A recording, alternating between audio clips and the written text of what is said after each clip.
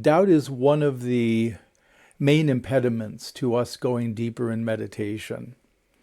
And it's normally what keeps us from having experiences like awakening experiences or other transcendent experiences. We'll just label that kind of experience.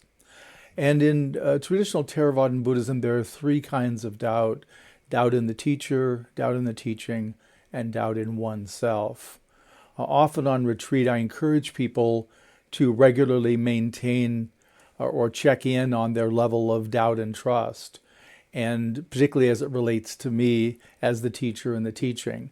Doubt in oneself is the most common doubt and the one that is the largest impediment. But you can have doubt in the teacher or the teaching, and it's worth knowing where you are on the spectrum. I just say use a 1 to 10 scale, 1 being low, 10 being high, and just evaluate for yourself, where do you see the trust level, both in me as a teacher, the teaching, and then yourself. And just, again, it's not to come up with a perfect score, but just to be accurate and truthful in terms of what our perception is. Because the more that we naturally trust, the more we can relax into the practice. We can, if you have a high trust for me in the teaching, then when I say things that aren't necessarily in your experience, you can trust that those are present or those are potential, rather than saying, well, that's true for him or some people, but not for me, which is a common self-talk when we're in doubt with oneself. So I just mentioned this to have you check in and make this part of your practice when you're working with a teacher and teaching. And this ties into the next topic I want to talk about, which is presence. That we really, with contact with presence, it naturally develops our trust, both in ourselves, that this is available to me, but also just in the workings of the Absolute. And with presence, the main felt sense of presence is a kind of beingness and aliveness. It's not necessarily an activity, it's more like the potential for activity or action. It has this potentiality of potential movement and life and all these different qualities. And one of the main characteristics of presence is now, is this moment. If we're deeply experiencing presence, then the sense of time, of the past and the future, really begins to collapse into this moment today, right now, this breath. And we recognize that the past and the future are just ways that we conceptually talk about this moment. The moment that we're in is always the only moment.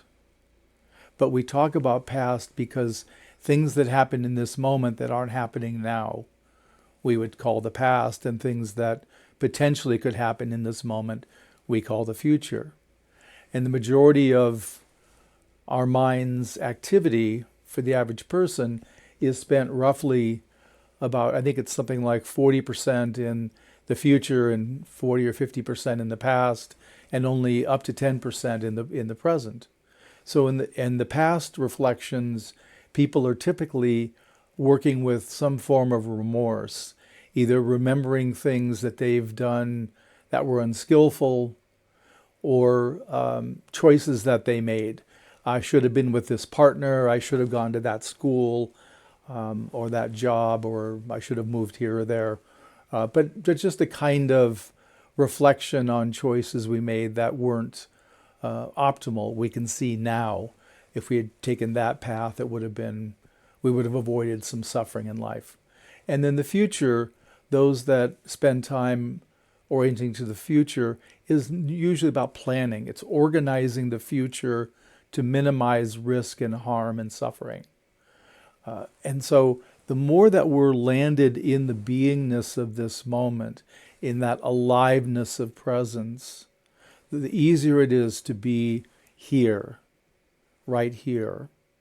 And this is why in some of the Zen literature, particularly with the koan work, there will be a lot of focusing. There's koans where the teacher is responding to the student and saying, just this, right here, just this, now.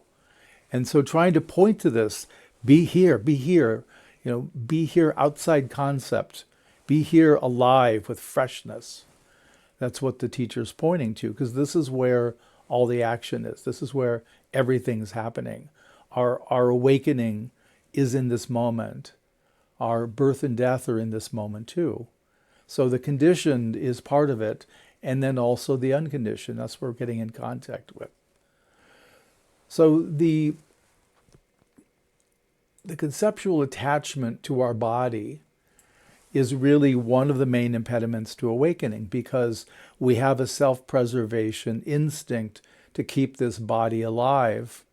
And anytime that we're not aware of this body, we feel like we could be at risk. There's a kind of a driver in our psychology.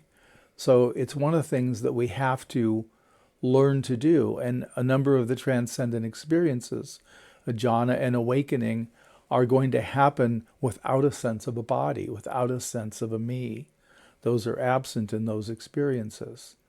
And that's the reality. That's truth at its most basic. So part of it is we're learning to have these experiences, and we're learning to trust in the experiences of the Absolute, so we can more and more open, surrender, trust, let go into the Absolute.